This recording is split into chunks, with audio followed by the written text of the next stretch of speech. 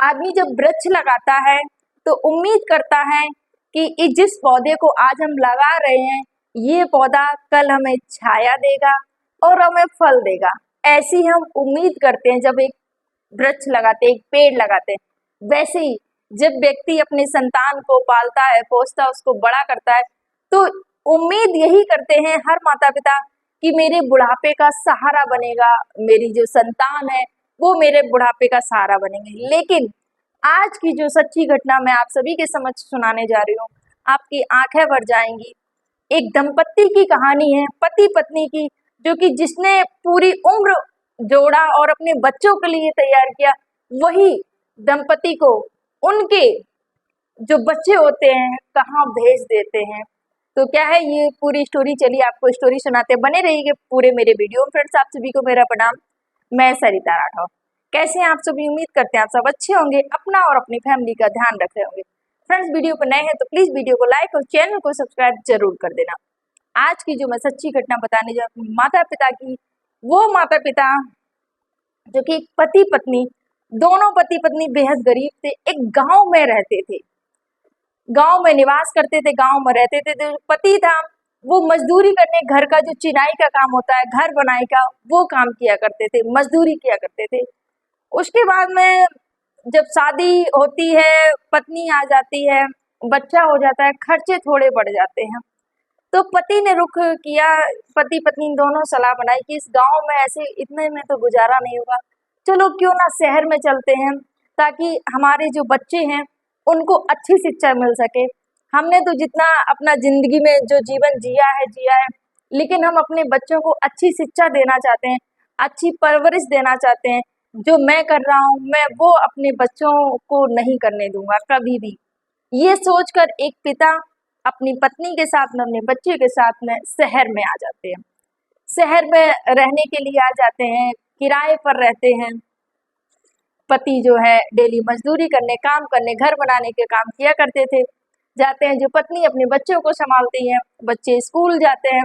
धीरे धीरे करके समय व्यतीत होता है, पैसा इकट्ठा करके जोड़कर वो एक प्लॉट लेते हैं, एक प्लॉट लेते हैं। उसके बाद में जमीन लेने के बाद में धीरे धीरे करके उसको बनाना शुरू किया, क्योंकि वो खुद एक राजमिस्त्री थे, चिनाई का काम करते थे, तो उन्होंने खुद अपने घर को बनाना शुरू किया, घर बन गया। उसके बाद में जो दोनों बेटे थे, दोनों बच्चे बड़े हो रहे हैं, उसके साथ साथ दोनों बच्चों को इंजीनियरिंग कराया, पढ़ाई करी, अच्छी शिक्षा दोनों बच्चों को दी, दोनों बच्चे इंजीनियर बन जाते हैं।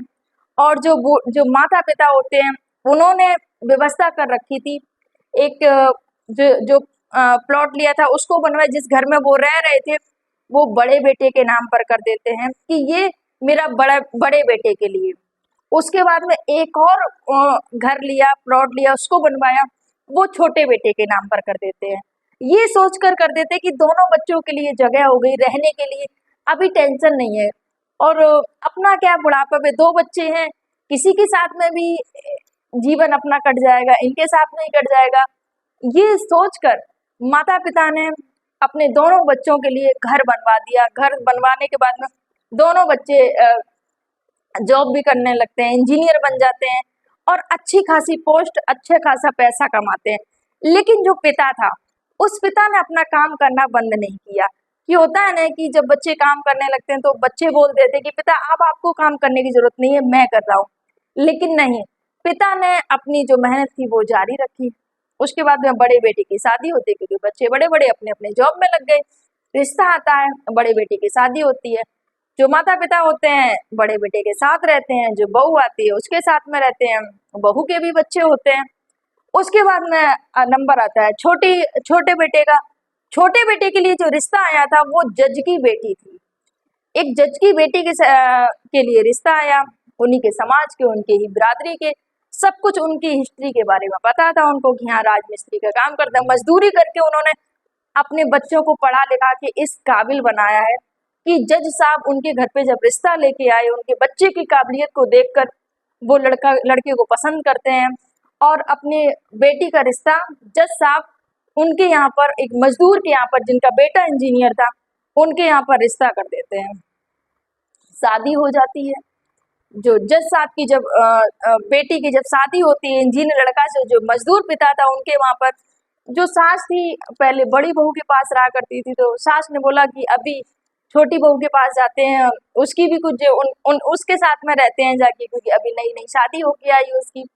तो जो सासू माँ थी बड़ी बहू के साथ ना रह के फिर वो दूसरे घर में जो जो छोटे लड़की के लिए घर बनवाया था वो उस घर में आ गई। जो जज की बेटी थी उस छोटी बहू के साथ में रहने के लिए आ गई।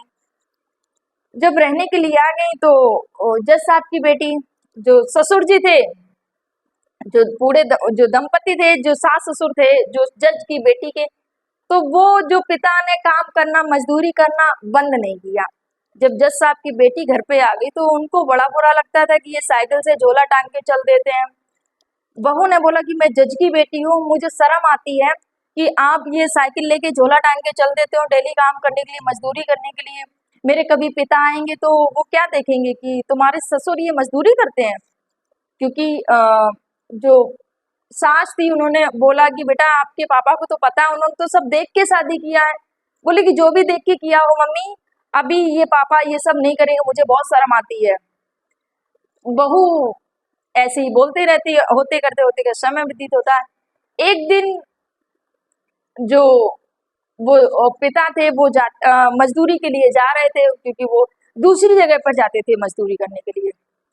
अपनी जो साइकिल से जाते और ट्रेन में बैठते और ट्रेन से वो दूसरी जगह पर जाते, साइकिल वहां खड़ी कर देते स्टेशन पे।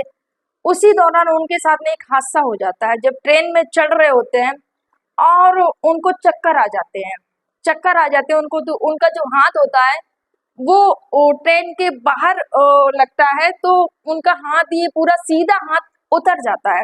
मतलब उस हाथ से वो कोई काम नहीं कर पाते हैं। इलाज भी उन्होंने करवाया पर उस हाथ में उनको आराम नहीं मिला। अब जब आराम नहीं मिला तो अब वो कोई काम भी नहीं कर, अब घर पे ही रहने लगे, क्योंकि हाथ से ही उनका ना कपड़े पहन पाते न, क्योंकि सीधा हाथ था, ना भोजन कर पाते ना नहा पाते। हालांकि टॉयलेट बाथरूम के लिए भी वो परेशान हो गए, सीधा हाथ बहुत ज्यादा दुखी हो गए। अब क्या करें। उसके बाद में जो पत्नी थी उनकी, उन्होंने खूब साथ दिया। जब उनकी ये जब हाथ की कंडीशन, हर पल पत्नी उनके साथ में उनकी देख रेख में लगी रहती थी। जो बहू थी वो बहुत ज्यादा नखराने झुकराने लग गई, क्योंकि अब वो घर पे ही रहते और कुछ काम भी नहीं। अब जो सासू माँ थी जो घर के जो काम किया करती थी वो अब इनमें लग गई, अपने जो पति थे उनकी उनकी सेवा में लग गई। क्योंकि पत्नी का जो कर्तव्य था, जो धर्म था, वो बहुत अच्छे से निभा रही थी। जो जो दोनों जोड़ा बहुत खुश थे। लेकिन अब जब हाथ में दिक्कत आ गई तो पत्नी पूरा समय अपने पति की सेवा में ही लगी रहती। ये बात जो जज की बेटी थी उनको रास नहीं आ रही थी। अब जो घर में नौकरानी भी आती काम करने के लिए, झाड़ू पोछा साफ सफाई करने के लिए, और ये हमेशा लड़ाई झगड़ा करती। जो जज की बेटी हैं वो हमेशा लड़ाई झगड़ा करती हैं और ससुर से बोलती हैं कि आप यहाँ क्या वो कर रहे हैं, आप तो आप किसी काम के लायक भी नहीं है, आप क्यों ना आप यहाँ पर रह रहे हो, इससे जो अच्छा आप वृद्धाश्रम चले जाइए, वहां पर रहिए जाके। जब ये बात बोली ससुर को, तो ससुर की आंखों में आंसू भर जाते हैं और सास ससुर दोनों एक कमरे में जाके रोने लगते हैं कि हमने जिन बच्चों के लिए घर बनाया और वही आज बहू हमें बोल रही है कि आप वृद्धाश्रम चले जाइए, वहां रहिए जाके। ये चीज जब उनको लगा तो फिर दोनों ने, माता पिता ने सोचा कि चलो हम अब बड़े बेटे के पास में जाते हैं, बड़ी बहू से बात करते हैं। जब बड़ी बहू के यहाँ जाते हैं तो बड़ी बहू बोलती है अभी तो उसके बच्चे भी नहीं है, अभी उनको उनके साथ में आपको रहना चाहिए। और अब मेरा जो घर है, अब बच्चे हो गए, अब यहाँ जगह नहीं है रहने की, अब आपके लिए कहाँ लेटेंगे, आप कहाँ रहेंगे, जगह नहीं है, और अभी उसके बच्चे नहीं, फिलहाल आप उसके साथ रहिए। तो बड़ी बहू भी यहाँ रखने के लिए मना कर देती है कि मेरे घर में जगह नहीं है। सोचिए क्या बीती होगी उन माता पिता पर जिसने अपने बच्चों के लिए घर बनाया, दोनों बच्चों के लिए अलग अलग व्यवस्था कर दी ताकि उन्हें कोई दिक्कत ना हो, और जिन्होंने घर बनाया आज उनके लिए ही जगह नहीं है उस घर में, कि आपके लिए जगह नहीं है। उसके बाद में फिर वो छोटे लड़के के पास फिर आ जाते, क्योंकि बड़ी बहू ने मना कर दिया कि मेरे यहाँ जगह नहीं है। और जब छोटी बहू के पास आते हैं तो बहू का वही छोटी वाली, क्योंकि वो जज की लड़की थी, उसको अहंकार था अपने आप, अरे मैं तो जज की लड़की हूँ और मैं नहीं करूंगी, ये सब चीजें थी। और बिल्कुल नहीं देखना पसंद करती थी कि ये मजदूर है। उसको नफरत होती है मजदूरी के नाम से कि ये जो मेरे सास ससुर हैं, जो ससुर हैं, मजदूर हैं। क्योंकि लोगों को और लोगों को था कि मजदूरी करते हैं। यहाँ पर जज की बेटी का रिश्ता हुआ है और जो यहाँ से जो व्यक्ति निकलता है, जो काम करने वाला, जो इनका ससुर है, वो मजदूर है। ये बात उस बहू को नहीं अच्छी लगती थी। इसके बाद में बहू ने बोल दिया कि आप जाइए वृद्धाश्रम। तो जो ससुर होते हैं अपना झोला उठाते हैं और चल देते, तो सासू माँ भी चल देती हैं पीछे पीछे। जब सासू माँ साथ में चल देती हैं, तो जो बहू होती है बोलती है, अरे आप कहाँ जा रही हैं, आप यहीं पर रहिए, आपको तो नहीं बोला जाने के लिए, इनको बोला है जाने के लिए, ये तो किसी काम के नहीं है। इस वजह से इनको बोल दिया कि आप वृद्धाश्रम जाइए। आप क्यों जा रही हैं? तो जो पत्नी होती है उसने बोला कि मैं इनके साथ ही रहूंगी। मैंने इनके साथ में दुख भी काटा है, मैंने सुख भी काटा है। अब मेरी जैसी भी जिंदगी कटेगी इनके साथ ही कटेगी, मैं इनसे अलग नहीं रहूंगी। तो ये बोलकर जो माँ होती है, माँ चली जाती है अपने पति के साथ में, जो सासू माँ अपने पति के साथ में चली जाती। और वो एक वृद्धाश्रम में, क्योंकि जो नौकरानी थी ना, वो जो काम वाली आती थी, वो हमेशा सुनती रहती थी कि हमेशा ये जो बूढ़े माता पिता हैं, जो सास ससुर है, उनको ये बहू हमेशा सुनाती रहती थी, कुछ ना कुछ लड़ाई झगड़ा करती रहती थी कि ये जाते नहीं है, यहाँ चले जाए, खाने पीने तक को अच्छे से नहीं देती थी। ये दुर्दशा उन माता पिता की हो गई थी, सोचिए। उसके बाद में जब नौकरानी ने बोला कि ऐसा करिए ना, आप बाबूजी और माताजी दोनों लोग ना आप वृद्धाश्रम में चले जाइए, कम से कम इससे तो अच्छा आप सुकून से तो वहां रहेंगे दोनों लोग। ये डेली डेली आपको ऐसे खिचपिच करती हैं, ऐसे डेली डेली ये सब बोलती हैं, मुझे नहीं अच्छा लगता है। आप क्यों ना आप वृद्धाश्रम में चले जाइए। तो जो माँ जी थी, जो सासू माँ थी उस बहू की, उसने बोला कि सही बोल रही है बिटिया, चलो चलते हैं। और दोनों दंपति ने फैसला लिया कि चलो हम वृद्धाश्रम में चलते हैं। दोनों वृद्धाश्रम में जाते हैं रहने के लिए। वहां पर ही अतुल शर्मा मैम मिलती हैं। जब अतुल शर्मा मैम ने उनके बारे में जाना और उनसे पूछा, तो जो पत्नी थी, क्योंकि वो घूंघट किया करती थी, गांव की रहने वाली थी, तो उन्होंने थोड़ा सा और घूंघट किया और उन्होंने, जो मैडम थी अतुल शर्मा मैडम, उन्होंने उनको ऐसे मुंह को ऐसे उठाया और बोले, मेरी आंखों में देखकर बताइए कि आखिर क्या हुआ है, क्या है आपकी कहानी, क्या हुआ, आप ऐसे यहाँ पर कैसे। तो जो वो माँ होती है, वो माँ की आंखों में आंसू आ जाते हैं। माँ ने जब अपना पूरा स्टोरी पूरी सुनाई, तो मैडम की भी आंखों में आंसू आ जाते हैं कि कैसे बच्चे हैं और कैसे संस्कार हैं जज साहब के, जिन्होंने अपनी बेटी की शादी की और लेकिन ये संस्कार नहीं दिए कि अपने सास ससुर के साथ में कैसा व्यवहार करना चाहिए। यहाँ पर जब माँ ने बताया, जब अपना जो मैडम ने जब पूछा, तो वो अपनी पूरी कहानी बताने लगी कि ऐसे ऐसे करके हम गांव में रहते थे, कभी भोजन मिलता कभी नहीं मिलता, गांव में इतना पैसा नहीं था और मजदूरी करके भी कुछ नहीं, इस वजह से हम शहर में आए ताकि हम अपने बच्चों को अच्छी शिक्षा दे सकें। हमने अपने बच्चों को कभी अपने काम में नहीं लगाया। बहुत सारे लोग होते हैं कि चलिए मेरे साथ में काम करेगा, लेकिन नहीं, हमने अपने बच्चों को अपने काम से दूर रखा। हमने खुद मजदूरी की लेकिन अपने बच्चों को पढ़ाया और बच्चों को पढ़ाकर मैंने इस काबिल बनाया कि एक जज ने अपनी बेटी की शादी मेरे घर में की और उस जज की बेटी की कारण ही आज मैं वृद्धाश्रम में आ गई हूँ। ये जब माँ ने बोला तो मैडम की भी आंखें भर जाती हैं। मैडम ने पूछा कैसे क्या हुआ, तो उन्होंने बताया कि हमने दो बच्चे मेरे, और दोनों को मैंने इंजीनियर बनाया पढ़ा लिखा के, और अच्छी पोस्ट में अच्छा पैसा कमा रहे दोनों बच्चे। बड़े बेटे की शादी हो गई, उसके बच्चे हो गए, उसके नाम पर घर बनवा दिया था। जो दूसरा बेटा था छोटा, उसके नाम पर घर बनवा दिया। जो जज की बहू आई जब, तो उसने मुझे यहाँ वहां से घर से निकाल दिया, बोले कि इनको निकाल दिया, मेरे पति को घर से निकाल दी। अब क्योंकि मेरे पति के उससे एक्सीडेंट से उनका हाथ काम नहीं करा, मतलब कुछ भी अपने हाथ से, सीधे हाथ से वो कुछ भी उठा तक नहीं सकते, एक हाथ बिल्कुल उनका बेकार हो चुका था। तो ये जब उनकी कंडीशन हुई, तो मेरी जो छोटी बहू है उसने इनको बोला कि आप वृद्धाश्रम में जाके रहिए, आप किसी काम के नहीं रहे हैं। और मुझे शर्मिंदगी आती है कि लोग आपको बोलते हैं कि मजदूर है। ये बात जो माँ होती है बोलती है कि हमने कैसे कैसे अपने बच्चों को पाला, लेकिन आज जो बहू आई है उन्होंने हमें ऐसे ऐसे दिन दिखाए हैं कि माँ की आंखें भर जाती हैं। उसके बाद में जब माँ ने बताया कि जब इनको वहां से निकाल दिया तो मैं वहां कैसे रह सकती हूँ। मैंने जब इनके साथ में दुख काटा है, सुख काटा है, अब जितनी भी मेरी जिंदगी है मैं इनके साथ में ही काटना चाहूंगी। और वो माँ ने एक बहुत बड़ी बात बोली, वो पत्नी ने बोली, वो पत्नी ने कहा कि मैं भगवान से प्रार्थना करती हूँ कि मेरे पहले इनको इन ये चले जाएं, क्योंकि अगर मैं पहले चली गई तो इनकी देखरेख कौन करेगा।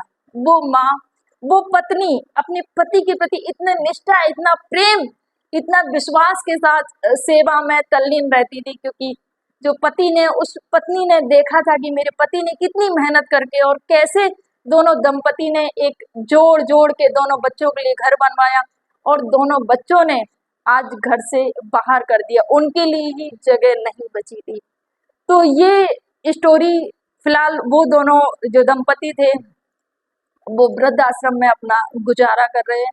फ्रेंड्स, ये जो स्टोरी सुनाने का उद्देश्य किसी को आहत करना नहीं, किसी को परेशान करना नहीं, किसी को दुख पहुंचाना नहीं, बस आपको जागरूक करना, आपको सावधान करना है कि फ्रेंड्स, आपके भी बच्चे होंगे, आप भी किसी के माता पिता बनेंगे, आपको भी बुढ़ापा आएगा, फिर आप जज की बेटी हो या किसी भी अधिकारी की बेटी हो, आपका फर्ज बनता है अपने वृद्ध माता पिता की सेवा करना, उनका ध्यान रखना।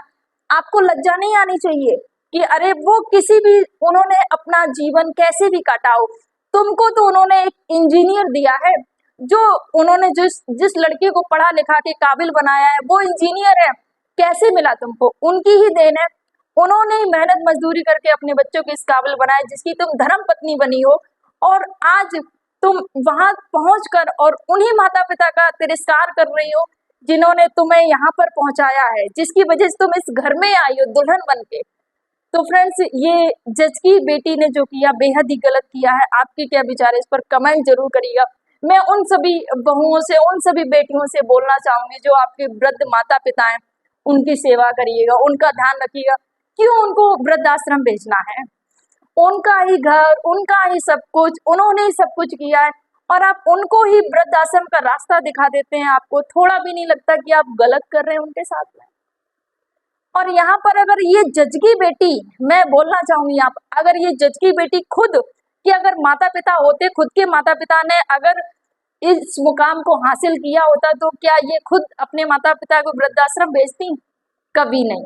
तो फ्रेंड्स, जरा सोच के देखिएगा, माता पिता अपने हो या किसी और के हैं, तो वो आखिर माता पिता ही। तो फ्रेंड्स, ये जो स्टोरी सुनाने के माध्यम से बस आप सभी से यही बोलना चाहूंगी, अपने वृद्धजनों का हमेशा ध्यान रखिएगा, उनका आशीर्वाद लीजिएगा और उनकी खूब सेवा करिएगा। फ्रेंड्स, स्टोरी अच्छी लगी तो प्लीज वीडियो को लाइक और चैनल को सब्सक्राइब जरूर कर देना। आप सभी को मेरा प्रणाम। जय हिंद, जय भारत, जय सिया राम।